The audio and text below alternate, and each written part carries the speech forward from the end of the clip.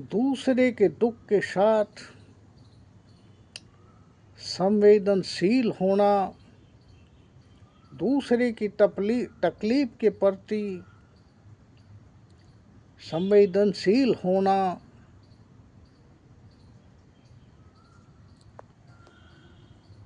सत्य में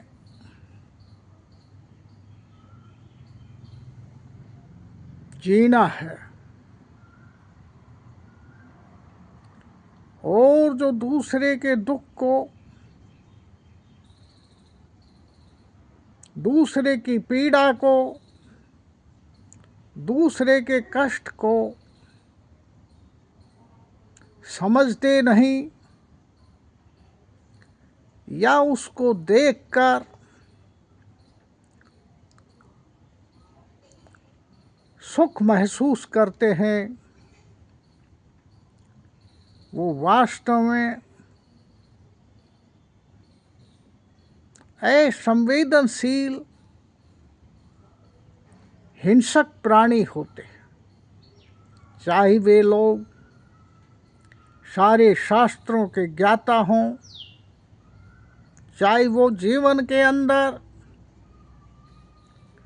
कीड़ी मकोड़ी को भी नहीं मारने का संकल्प लेते हों, चाहे वो खाने में पूर्ण रूप से शाकाहारी हों, वे लोग एक पाखंडी और ढोंगी होते हैं। सत्य में उनके भीतर दमित हिंसा, दूसरे के दुख में आनंद लेने में विसर्जित होती है। ऐसे लोग अपने अहंकार की पूर्ति के लिए, यश और मान बढ़ाई के लिए जरूर संस्कार, अहिंसा और सत्य का पाखंड करते हैं। न तो अहिंसक होते हैं, न वो सच्चे होते हैं, और न ही वो संवेदनशील प्राणी होते हैं। मैं आज एक घटना का उल्लेख करते हुए बताऊंगा कि संवेदनशील कौन होता है। बहुत भारी शिक्षा,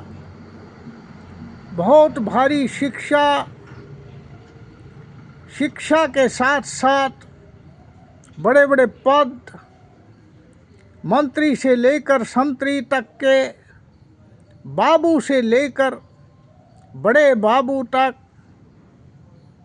IAS RS तक, सेक्रेटरी तक के लोग वैसे तो बड़े संस्कारी दिखते हैं, बड़े पाखंड करते हैं, धार्मिक स्थलों पर जाते हैं, धर्म का प्रचार करते हैं, परंतु वो भीतर से हिंसा से भरे हुए होते हैं और दूसरों के दुख दर्द के प्रति असंवेदनशील ही नहीं होते। कई लोग तो दूसरों की पीड़ा में आनंद उठाते हैं, खुश होते हैं। मैं एक घटना का वर्णन करना चाहूँगा। TN शेषन हमारे देश के बहुत बड़े अफसर हुए हैं, चुनाव की कमान संभाली है, मुख्य चुनाव आयुक्त। वो एक बार अपनी पत्नी के साथ घूमने जा रहे थे। खेतों के बीच बीच रोड के साथ उन्होंने एक पेड़ पर देखा कि एक बैये ने बहुत सुंदर घोंसला बना रखा। उसकी पत्नी की इच्छा हुई कि ये घोंसला उसको दे दिया जाए। उसने अपने सिक्योरिटी के लोगों को कहा कि ये घोंसला पेड़ से उतार कर लाओ। सिक्योरिटी के लोग पेड़ पर चढ़ नहीं सकते थे। एक छोटे सा बच्चा जो बकरी चरा रहा था, उसको कहा कि तू 10-20 रुपए ले ले और ये पेड़ पर चढ़कर घोंसला लिया उतार कर। उसने मना कर दिया। उसने कहा ज़्यादा पैसे ले ले। उसने कहा नहीं, मैं नहीं उतार कर लाऊंगा। बार बार आग्रह करने पर भी उसने मना कर दिया।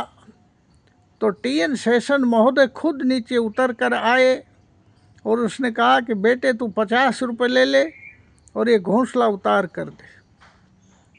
उसने कहा नहीं, मैं घोंसला नहीं उतार कर दूंगा, चाहिए आप मुझे 1 लाख रुपए दो तो भी घोंसला नहीं उतारूंगा। टी.एन. शेषन सोच में पड़ गए और उसने पूछा कि इसका कारण क्या है। तो उसने बताया कि इस घोंसले में छोटे छोटे बच्चे हैं। जब मैं ये घोंसला उतारूंगा तो ये बच्चे मर जाएंगे। शाम को इनकी माँ आएगी तो वो क्या देखेगी, बहुत दुखी होगी, दर्द में भर जाएगी। इसलिए मैं ऐसा पापपूर्ण काम नहीं करूं। टी.एन. शेषन कुछ सोच में पड़ गए। घर आए तो उन्होंने विचार किया कि हम कैसे लोग, कितने पढ़े लिखे, कितने बड़े बड़े पदों पर पहुंच जाते हैं, परंतु हम दूसरे की जीव की पीड़ा और दुख को नहीं समझते। और एक अनपढ़ गवालिया मासूम बच्चा 10-12 साल का इस संवेदना को समझता है और वह हमारे से ज़्यादा होशियार और इंटेलिजेंट। इसलिए सारे दुनिया के राजनेताओं को आप देखिए, उनके कोई परवाह नहीं है। करोड़ आदमी मर जाए तो उनको अपनी राजनीति करनी है। अब कितने ही बच्चे पेपर लीक में आत्महत्या कर चुके हैं, परंतु जो मंत्री इस पद पर बैठा है उसने एक शब्द भी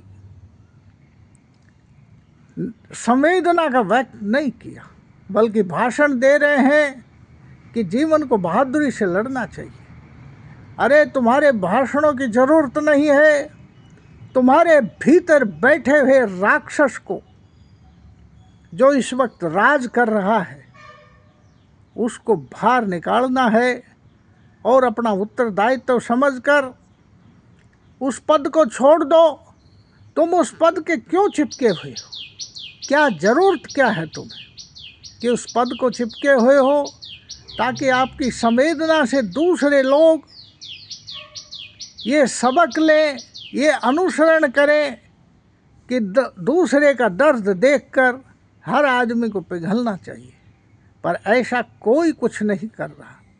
एक मामला नहीं है, हजारों ऐसे मामले जो आप देखोगे और सुनोगे तो पाओगे न डॉक्टर संवेदनशील है, वो करोड़ों रुपए लूटना चाहता है, गरीब के गरीब से की जेब से अधिक पैसा निकालना चाहता है। न वकील संवेदनशील है, वहाँ कोई भी आता है उसको काटा जाता है। ये नहीं देखा जाता कि वास्तव में ये आदमी गरीब है और इसको न्याय की आवश्यकता है। नहीं, ऐसा कुछ नहीं है। संवेदनहीन होकर हम दूसरों के कपड़े उतारने को तैयार हो जाते हैं। तो ये पूरी व्यवस्था में हम चाहते हैं कि बढ़िया व्यवस्था हो जाए, सच्ची व्यवस्था हो जाए, पर होगी कैसे? जब तक हम संवेदनहीन रहेंगे ये व्यवस्था सुधर नहीं सकती। आप देखिए कि अगर कोई गरीब गुरबा है, छोटे मोटे काम के लिए सरकार में आता है, सरकारी बाबू और अधिकारी सब तनख्वाहें इस काम की लेते हैं, पर उसकी जेब से वो 100, 200, 500 रुपये निकालने, जिसको वो देने की उसकी कोई हैसियत नहीं है, वो बिल्कुल तड़फड़ा रहा है कि उसका कोई काम हो। काम भी ऐसा है जिससे वो 2 पैसे सरकार से लाभ लेना चाहता है, उल्टा लाभ देने की बजाय उससे पैसे मांगे जाते हैं। अब ये संवेदनहीनता है और क्या है? ऐसे में व्यवस्था कैसे सुधर जाएगी? व्यवस्था सुधरने के लिए आदमी का सुधरना बहुत ज़रूरी है। आदमी का संवेदनशील होना ज़रूरी है। आदमी के भीतर भरी हुई हिंसा जब तक बाहर विसर्जित नहीं होगी और उसका माइंड अहिंसक नहीं हो जाएगा, उसका मस्तिष्क संवेदनशील नहीं हो जाएगा, जब तक दूसरों की पीड़ा नहीं समझेगा, जब तक कोई भी बदलाव आने की संभावना नहीं। इसलिए मैं आपसे गुजारिश करता हूँ कि आप प्रत्येक कर्म में, प्रत्येक कार्य में ये सोचें कि मेरे किसी कार्य से दूसरे को पीड़ा तो नहीं हो रही है। पीड़ा तो कई बार अच्छे कामों से भी होती है। वो आपको अपने विवेक से फैसला लेना है कि आपके कारण जो पीड़ा हो रही है वो पीड़ा उचित है या अनुचित है। कई बार क्या होता है कि जो पापकर्मी हैं, शील भंग करते हैं, जीवन के नियमों को नहीं चलाते और जब उनको दंडित किया जाता है तो भी उनको पीड़ा होती है। वो पीड़ा नहीं है, उस पीड़ा से आपको द्रवित नहीं होना है, बल्कि उस पीड़ा से तो आपको ये अनुभूति करनी है कि मैं न्याय के पक्ष में कार्य कर रहा हूँ। इसलिए ये आपकी विवेकशीलता, आपकी अंडरस्टैंडिंग और समझ पर निर्भर करता है कि आप दूसरों की पीड़ा को समझें और उसका निर्णय करें कि जो पीड़ा मेरे कारण हो रही है वो पाप कर्म तो नहीं है, और जो पीड़ा मेरे कारण हो रही है वो न्याय कर्म है। इस प्रकार का विवेचन करके आप अपने जीवन का फैसला ले सकते हैं। मैं अपनी बात इसी के साथ पूर्ण करता हूँ। अच्छा लगे तो मेरी चैनल फ्लो ऑफ थॉट्स को शेयर, सब्सक्राइब करें, वीडियो को अधिक से अधिक लोगों में शेयर करें। थैंक्स, धन्यवाद। Banwarilal Yadav on YouTube channel flow of thoughts.